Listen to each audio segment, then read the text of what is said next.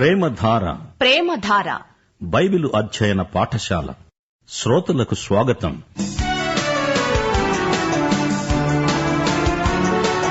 విశ్వాసి జీవితం వాక్యానుసార జీవనం, విశ్వాసి ప్రవర్తన నిష్పక్షపాత విధానం, విశ్వాసి నడవడి క్రియాశీలక నమ్మకం, విశ్వాసి పలుకులు మధురాత్మక ప్రబోధం, విశ్వాసి పలుకులు మధురాత్మక ప్రబోధం. అదే యాకోబు వ్రాసిన పత్రిక, క్రైస్తవ విశ్వాస జీవిత పరమార్థిక. ప్రియ శ్రోతలారా, ఈ రోజున మన వాక్య పాఠం యాకోబు పత్రిక 1వ అధ్యాయం 9 నుండి 18వ వచనం వరకు. దీనుడైన సహోదరుడు తనకు కలిగిన ఉన్నత దశయందు అతిశయించాలి, ధనవంతుడైన సహోదరుడు తనకు కలిగిన దీన దశయందు అతిశయించాలి. ఏలయనగా ఇతడు గడ్డి పువ్వు వలె గతించిపోతాడు. సూర్యుడు దయించి వడగాలి కొట్టి గడ్డిని మార్చివేయగా దాని పువ్వు రాలిపోతుంది, దాని స్వరూప సౌందర్యము నశిస్తుంది. అలాగే ధనవంతుడు తన ప్రయత్నాలలో వాడిపోతాడు. దీనులైన వారిని ప్రభువు హెచ్చిస్తాడు, ధనమదాంధులను ప్రభువు తగ్గిస్తాడు. ధనమున్నా దానిని బట్టి గర్వించకూడదు. ఆర్థికంగా పేదరికంలో ఉన్నవారు నిరుత్సాహపడకూడదు. ఆత్మ విషయమై దీనులైన వారు ధన్యులు, పరలోక రాజ్యము వారిదే. అతిశయించేవాడు ప్రభువునందే అతిశయించాలి. క్రీస్తునందు మనకు అతిశయాస్పదమున్నది. లోకపు నటన గతించిపోతోంది. ధనము గలవారు లేనట్లుగా, లేనివారు ధనవంతులైనట్లుగా క్రీస్తునందు అతిశయించాలి. 12వ వచనం, శోధన సహించేవాడు ధన్యుడు, అతడు శోధనకు నిలిచినవాడై ప్రభువు తనను ప్రేమించే వారికి వాగ్దానము చేసిన జీవ కిరీటము పొందుతాడు. శోధనల్లో శ్రమల్లో మహానందం చెందాలి. శోధనల్లో గెలిచిన వానికి దేవుని బహుమానం సిద్ధంగా ఉంది. ప్రభు అతనికి జీవ కిరీటాన్ని బహూకరిస్తాడు. నీతి కిరీటం, మహిమ కిరీటం కూడా విశ్వసనీయులకు లభిస్తాయి. జీవ కిరీటం అంటే జీవమై ఉన్న కిరీటం. దేవుణ్ణి ప్రేమించే వారికే ఈ జీవ కిరీటం వాగ్దానం చేయబడింది. 13వ వచనం, దేవుడు కీడు విషయమై శోధింపబడనేరడు, ఆయన ఎవరినీ శోధించడు. గనుక ఎవడైనా శోధించబడినప్పుడు నేను దేవుని చేత శోధించబడుతున్నాను అనకూడదు. దేవుడు శోధనకు కర్తకాడు. ప్రభువు మూలంగా నేను పడిపోయాను అనవద్దు. ప్రభువుకు ఇష్టం లేనిది నీవు చెయ్యకుండా ఉంటే ఈ శోధనను గెలిచి ఉండేవాడివి. నీవు శోధనకు లొంగడానికి దేవుడు బాధ్యుడు కాడు. మనిషి పాపంలో పడితే అది దేవునికి బాధ కలిగించే దుర్ఘటన. దేవుడు శోధించడు. దేవుడు శోధకుడు కాడు. దేవుణ్ణి ఎవరూ శోధించజాలరు. 14వ వచనం, ప్రతివాడు తన స్వకీయమైన దురాశ చేత ఈడ్వబడి మరులుగొల్పబడిన వాడై శోధించబడతాడు. శోధన పాపం కాదు, శోధనకు లొంగటం పాపం. అయితే శోధనకు మూలం దేవుడు కాడు. సామెతలు 7వ అధ్యాయంలో వేశ్యను గురించిన వర్ణన ఉంది. ఈ వేశ్య యువకుణ్ణి ఆకర్షిస్తుంది, మరులుగొలుపుతుంది, శోధనలోకి ఈడ్చుకపోతుంది. దాని కౌగిలింతకు ఈ వ్యక్తి వశమైపోతాడు. ఈ కలయికలో మరణం పుడుతుంది. దురాశ గర్భము ధరించి పాపమును కనగా పాపము పరిపక్వమై మరణమును కంటుంది. చూచారా, శోధన పాపానికి నడిపించింది. రోమాపత్రిక 7వ అధ్యాయం 7 నుండి 11వ వచనం వరకు, ధర్మశాస్త్రము వల్ల పాపమంటే ఏమిటో తెలిసింది. పాపము సకల విధమైన దురాశలను నాయందు పుట్టించింది. ఆజ్ఞ వచ్చినప్పుడు పాపానికి జీవం వచ్చింది. నేనైతే చనిపోయాను, ఆజ్ఞే నాకు మరణార్థమైనట్లు కనపడింది. నా ప్రియ సహోదరులారా, మోసపోకండి, పొరపడకండి. శ్రేష్టమైన ప్రతి ఈవి, సంపూర్ణమైన ప్రతివరము పరసంబంధమైనదై జ్యోతిర్మయుడైన తండ్రి వద్ద నుండి వస్తుంది. ఆయన యందు ఏ చంచలత్వమైనా గమనాగమనముల వల్ల కలిగే ఏ ఛాయ అయినా లేదు. దేవుడిచ్చే ఈవి శ్రేష్టమైనది, వరము సంపూర్ణమైనది. మన దేవుడు జ్యోతిర్మయుడు, జ్యోతులకు తండ్రి. జ్యోతులు పరలోకానికి సంబంధించినవి. తండ్రి అనగా సృష్టికర్త. ఈ దేవుని యందు చంచలత్వము లేదు. మార్పును గురించిన ఛాయ కూడా ఆయన యందు లేదు. పరలోక జ్యోతులు కదలుతాయి, వాటిని కదిలించేవాడు కదలడు, మార్పు లేనివాడు.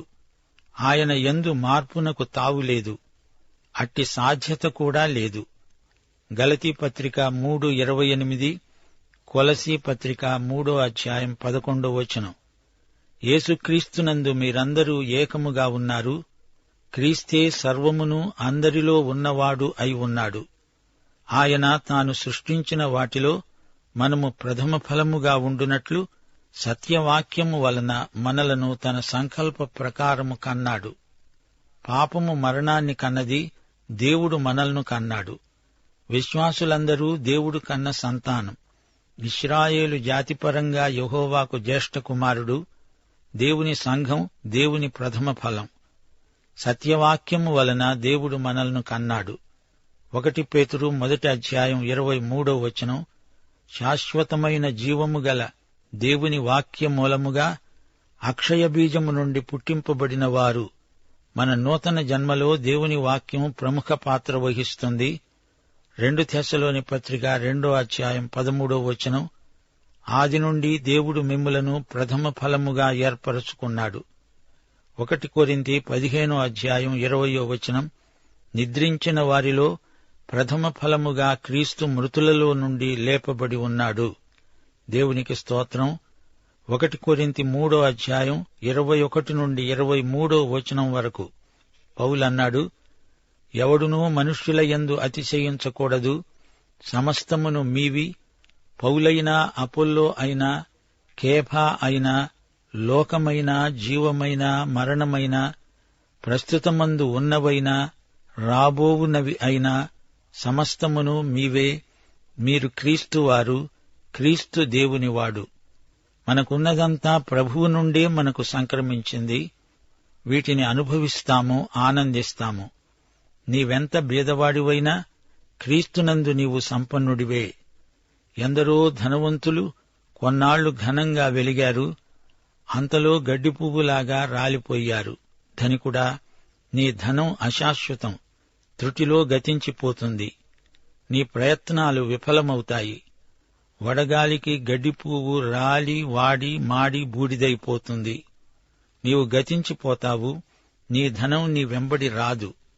యేసుక్రీస్తునందు ఇహపరములలో నీకు క్షేమము, భద్రత. క్రీస్తునందు ఎట్టి కలవరము లేదు. యాకోబు పత్రికలో మనకు అడుగడుగునా సామెతల గ్రంథం జ్ఞాపకమొస్తోంది. సామెతల గ్రంథంలో ఒక యువకుడు జ్ఞానమనే విశ్వవిద్యాలయంలో పట్టభద్రుడవాలని చెప్పబడింది. యాకోబు పత్రికలో శ్రమల బడి ఉంది. ప్రభువు మనలను పరిపక్వతా స్థితికి తేగోరుతున్నాడు. శ్రమలు మన విశ్వాసాన్ని బలపరుస్తాయి. దేవుని బిడ్డలకు శ్రమలు తప్పనిసరిగా వస్తాయి. అంతము వరకు సహించిన వాడే రక్షించబడినవాడు. మన జీవితంలో ఓర్పు, దీర్ఘశాంతం ఏర్పడడానికి శ్రమలు తోడ్పడతాయి. బాధ వల్ల ఆరోగ్యం మెరుగవుతుంది. ముండ్లబాట సింహాసనానికి నడుపుతుంది. సిలువను మోసిన వారికే కిరీట ప్రదానం. నేను భారం మోస్తున్నానంటే నా భారం ప్రభువు మోస్తున్నాడు. మనం బలహీనులమే, అయితే క్రీస్తునందు మనకు బలాధిక్యమున్నది. మనం ఎంతకాలం బ్రతుకుతామని కాదు, ఎలా బ్రతుకుతున్నామనేది ముఖ్యం. మన సమస్యలకు ఎట్టి పరిష్కారమూ మనకు కనపడకపోవచ్చు, కాని మన జీవితాలలో ఈ శ్రమల ద్వారా కలుగబోయే మేలు ఏమిటో దేవునికి బాగా తెలుసు. శోధనలను విజయవంతంగా సహించిన వీరులకు జీవకిరీటం బహూకరించబడుతుంది. మనకు సంభవించే శ్రమలను గురించిన పర్యవసానం మన ప్రభువు ఎరుగును. ఈ రోజున యువతీ యువకులెందరో జీవితంలో హతాశులై ఆత్మహత్యకు పాల్పడుతున్నారు. వారికి జీవిత గమ్యమేమిటో తెలియదు. చాలామందికి జీవితం శూన్యమనిపిస్తోంది. విశ్వాసికి చీకట్లో వెలుగురేఖ తేటగా కనిపిస్తుంది. కీర్తనలు 30:5. ఆయన కోపము నిమిషమాత్రముంటుంది, ఆయన దయ ఆయుష్కాలమంతా నిలుస్తుంది. సాయంకాలమున ఏడ్పు వచ్చి రాత్రంతా ఉండినా ఉదయమున సంతోషం కలుగుతుంది. శోధనలను ఎదుర్కొని గెలిచిన వ్యక్తి ధన్యుడు. ప్రభువు వాగ్దానము చేసిన జీవకిరీటం పొందుతాడు. ప్రభువును ప్రేమించేవారికే జీవకిరీటం. యేసుక్రీస్తు కోసం, ఆయన నామము నిమిత్తం శ్రమలు అనుభవించినవారు ఆయనను ప్రేమించేవారు. వారికి దేవుడు ఎన్నెన్నో గొప్ప బహుమానాలు సిద్ధపరిచి ఉంచాడు. జీవకిరీటం మాత్రమే కాదు, ఇంకా ఎన్నో కిరీటాలు యేసు ప్రేమికులకు లభిస్తాయి. జీవకిరీటం అంటే రక్షణ కాదు, అది బహుమానం. యేసు కోసం శ్రమలు సహించిన వారికి గొప్ప సన్మానం. శ్రమలు సహించలేక కొందరు ప్రభువును విడిచి పారిపోయిన వారున్నారు. అయితే ఎందరో శ్రమలు ఎంత ఉద్ధృతమైనా ప్రభువునే హత్తుకొని ఉన్నవారు మనకు ఆదర్శప్రాయులు. నీ క్రైస్తవ సౌశీల్యాన్ని మెరుగుపరచడానికి ప్రభువు శ్రమలు రానిచ్చినప్పుడు శ్రమలను గురించి సణగడం కేవలం అవివేకం. శ్రమలు నిన్ను ప్రభువు ప్రేమ సహవాసానికి సిద్ధం చేస్తాయి. నీవు ఆధ్యాత్మిక పరిపక్వతను పుంజుకోవటానికి శ్రమలు దోహదపడతాయి. అంతము వరకు సహించిన వ్యక్తికి జీవకిరీట ప్రదానం జరుగుతుంది. ప్రభువు మార్గము నుండి తొలగిన వారికి వివిధమైన శిక్షలుంటాయి అని మనకు తెలుసు. కొందరికి ఎక్కువ దెబ్బలు, మరికొందరికి తక్కువ దెబ్బలు. అలాగే పలు రకాల బహుమతులు. కొందరికి గొప్ప బహుమానాలు, మరికొందరికి తక్కువ బహుమానాలు. జీవకిరీటము అంటే ప్రభువుతో అతి సన్నిహిత సహవాసానికి అది ప్రతీక. ప్రకటన గ్రంథం 2:17 ప్రభు అన్నాడు, జయించేవానికి తెల్ల రాతినిస్తాను, ఆ రాతి మీద చెక్కబడిన ఒక కొత్త పేరు ఉంటుంది. పొందినవానికే గాని అది మరి ఎవనికీ తెలియదు. రాతి మీద చెక్కబడిన ఈ కొత్త పేరు ఏమిటనుకున్నారు? మనకు ప్రభువుకు ఉన్న సన్నిహిత ప్రేమ సంబంధానికి సరిపోయే పేరు. అనగా అది ఆయన పేరే. అదే రాతి మీద చెక్కబడి ఉంటుంది. మనలో ప్రతి ఒక్కరికీ ప్రభువుతో గల ప్రేమ సంబంధాలు ఒకేలాగు ఉండవు. కొందరి ప్రేమ చాలా గాఢమైనది, కొందరి ప్రేమ అంత లోతైనది కాదు. ప్రతి ఒక్కరూ వ్యక్తిగతంగా ఆయనను ఎంతగా ప్రేమిస్తారో దానిని సూచించే ప్రభువు పేరు తెల్లరాతి మీద చెక్కబడి ఉంటుంది. క్రీస్తు నీకు ఏమై ఉన్నాడో ఆ పేరే తెల్లరాతి మీద చెక్కబడి ఉంటుంది. మనందరికీ తలా ఒక రాయి ఇవ్వబడుతుంది. యేసు ప్రభువు నీకు జీవకిరీటమిస్తాడు. నీ జీవం ఏ స్థాయిలో ఉందో చూపేది నీకివ్వబడే జీవకిరీటం. అందరికీ ఇవ్వబడే జీవకిరీటాలు ఒకేలాగుండవు. ప్రభువు కోసం మనమిక్కడ ఎలా జీవించామో చూపే జీవకిరీటం అక్కడ మనకు లభిస్తుంది. శిలువ మీది దొంగ అప్పటికప్పుడే రక్షించబడి పరలోకానికి వెళ్లాడు. అపొస్తలుడైన పౌలు ఇక్కడ ఘనమైన సేవ చేసి హతసాక్షి అయి పరలోకానికి వెళ్లాడు. వీరిద్దరి కిరీటాలలో ఎంతో తారతమ్యం ఉంటుంది. పౌలుకు ఈ పత్రిక రాసిన యాకోబుకు జీవకిరీటం లభించింది. ఇక్కడ ప్రభువు కోసం నీవు జీవించిన విధానాన్ని బట్టి నీకివ్వబడే జీవకిరీటం ఉంటుంది. నీకు నాకు మనందరికీ ఈ కిరీటం ఇవ్వబడుతుంది. ఒకానొక రోజు విశ్వాసులందరూ క్రీస్తు న్యాయపీఠమెదుట బహుమానాల తీర్పుకై నిలవాల్సి వస్తుంది. అవిశ్వాసులకు ధవళ సింహాసనపు తీర్పు ఉండనే ఉన్నది. న్యాయపీఠమంటే గ్రీకు భాషలో బేమా అంటారు. విశ్వాసులకు ప్రభువు జీవకిరీటమిస్తాడు. దేవునికి స్తోత్రం. ఈ లోకములో ప్రభువును ప్రేమిస్తూ ఆయన కోసం శ్రమలను శోధనలను జయించిన వారికి ఆయన వాగ్దానం ప్రకారం జీవకిరీటం ఇవ్వబడుతుంది. శోధన అనే మాటకు రెండర్థాలున్నాయి. పరీక్ష లేక శ్రమలు. 13-14 శోధన అనే మాటకు మరో అర్థం పాపానికి ప్రేరేపించడం, చెడుగు చేయడానికి ప్రోత్సహించే శోధన. దేవుని నుండి ఇలాంటి శోధన ఎన్నటికీ రాదు. దేవుని బిడ్డలు ఈ సంగతి గ్రహించాలి. దేవునికి సంబంధించని విషయంలో దేవుణ్ణి నిందించేవారు కొందరున్నారు. అది కేవలం అజ్ఞానం.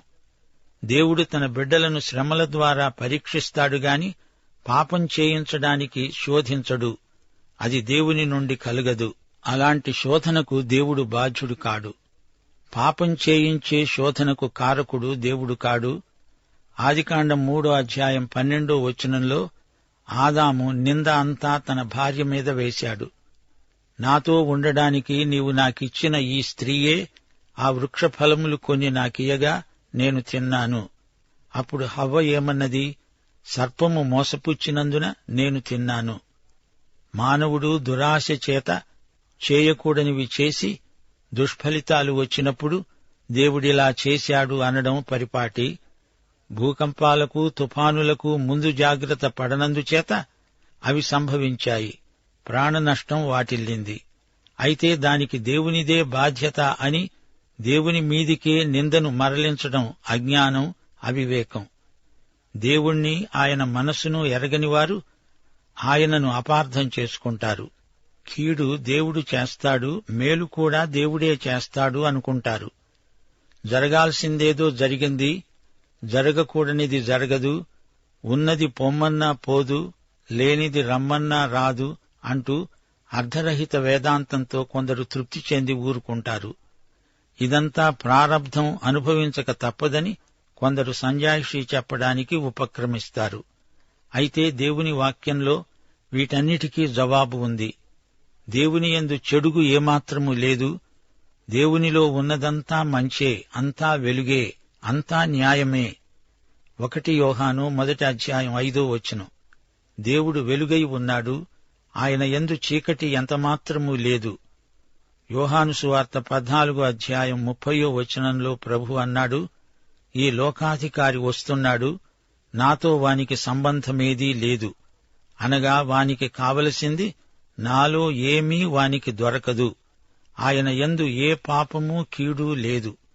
యేసు పాపం చెయ్యడు, చెయ్యలేడు. అయితే ఆయన శోధించబడ్డాడు గదా అంటారా? మత్తయి సువార్త 4:7 ప్రభు ఏమన్నాడు? ప్రభువైన నీ దేవుణ్ణి నీవు శోధించకూడదు. దేవుడు మనిషిని పాపము నుండి రక్షిస్తాడుగాని మనిషిని పాపములోనికి నెట్టడు. పాపము నుండి రక్షిస్తాడు గనకే ఆయనకు యేసు అని పేరు. పాపాలు చేయించడు గాని శ్రమలను మనకు పరీక్షలుగా వాడుకుంటాడు. యేసుక్రీస్తునందు పాపము ఏదీ లేదు, ఉండదు. ఆయన శోధింపబడి గెలిచినందున ఆయనలో పాపమేదీ లేదని రుజువైంది. 33.5 సంవత్సరాలు ఆయన ఇక్కడ మన మధ్య జీవించాడు. సైతాను శోధకుడుగా వచ్చాడు. మానవ వ్యక్తిత్వమంతటి మీద శోధన బాణాలు వేశాడు. భౌతిక, మానసిక, ఆధ్యాత్మిక పరిధుల్లో శోధించాడు. యేసు పడిపోవడమంటూ జరగదు. శోధన పరీక్షలో యేసే గెలిచాడు. ఆయన మహావిజేత. యేసే గనక పడిపోతే ఇంకేముంది? మన రక్షణే ప్రశ్నార్థకమైపోయేది. యేసు శోధనకు లొంగితే మనకాయన రక్షకుడు కాలేడు. ఆయన పాపము చెయ్యలేడు అని రుజువుపరచడానికే శోధనలు వచ్చాయి. వంతెన నిర్మించిన తరువాత ఇంజనీరు దాని బలం ఏపాటిదో ముందు పరీక్షించాలి గదా. ఆ వంతెన కూలిపోదు అని నిర్ధారణ చేయడానికి బహిరంగంగా పరీక్షిస్తాడు. దేవుడు శోధింపబడనేరడు. దేవుడు మనలను పాపముతో శోధించడు. అయితే మనము శోధించబడినప్పుడు దాన్ని దేవుడు అనుమతిస్తాడు. 2 సమూయేలు 24:1 యెహోవా కోపము ఇశ్రాయేలీయుల మీద రగులు కొనగా ఆయన దావీదును వారి మీదికి ప్రేరేపించి, నీవు పోయి ఇశ్రాయేలు వారిని, యూదా వారిని లెక్కించుమని అతనికి ఆజ్ఞ ఇచ్చాడు. దేవుడు చేయకూడనిది చేయడానికి దావీదును ప్రేరేపించాడా? అలా కాదు. 1 దినవృత్తాంతములు 21:1 సైతాను ఇశ్రాయేలుకు విరోధముగా లేచి ఇశ్రాయేలీయులను లెక్కించడానికి దావీదును ప్రేరేపించాడు. ఈ చెడ్డ ప్రేరణ సైతాను నుండే కలిగింది. దేవుడు దానికి అనుమతించాడు.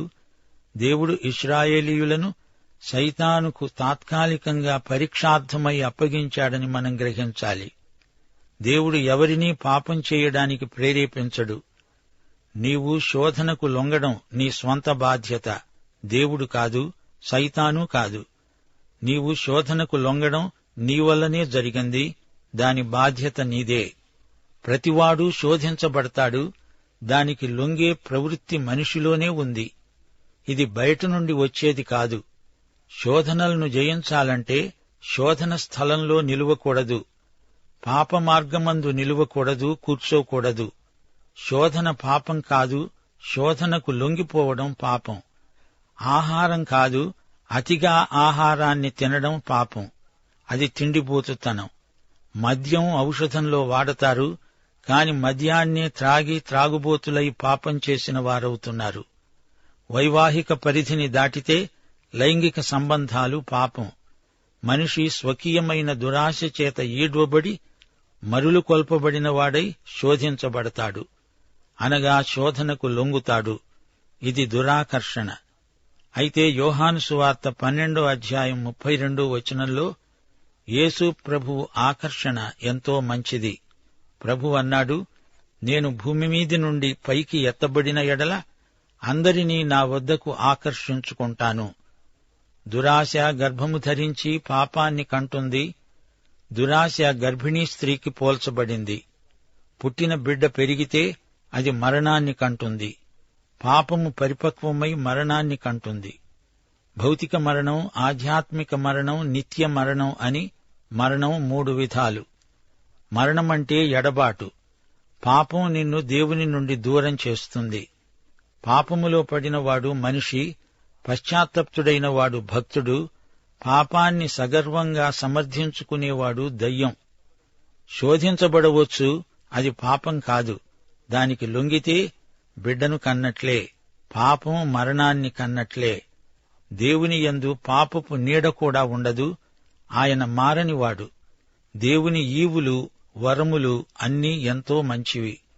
నీవు దేవుని వాక్యము వల్ల నూతన జన్మ పొందగలవు, అది నిత్య జీవం. పాఠం ఇంతటితో సమాప్తం. మన ప్రభువైన యేసుక్రీస్తు వారి దివ్యకృప, తండ్రి అయిన దేవుని పరమ ప్రేమ, పరిశుద్ధాత్మ యొక్క అన్యోన్య సహవాసము, సమాధానము, సంతోషము మనకందరికీ సదాకాలం యేసు ప్రభు వారి రాకడ పర్యంతము తోడై ఉండునుగాక. ఆమేన్.